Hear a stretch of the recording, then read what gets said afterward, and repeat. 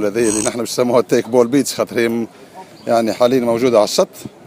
المفروض ان شاء الله يعني تنال كما قلت اعجاب الرياضيين اللي هما هي باش تخدمهم باش تعاونهم، لان هي اداه نتاع تحسين اداء يعني على مستوى التركيز الذهني وعلى مستوى تحسين التحرك. و يعني للاسف نحن برشا حاجات ما نقولهمش بالعربي، اما يعني البلاسمون والليزابوي نتاع الملاعبي لا كونسونطراسيون والبريسيزيون ولا تكنيك لا ماتوريتي تكنيك بالنسبه للجوار.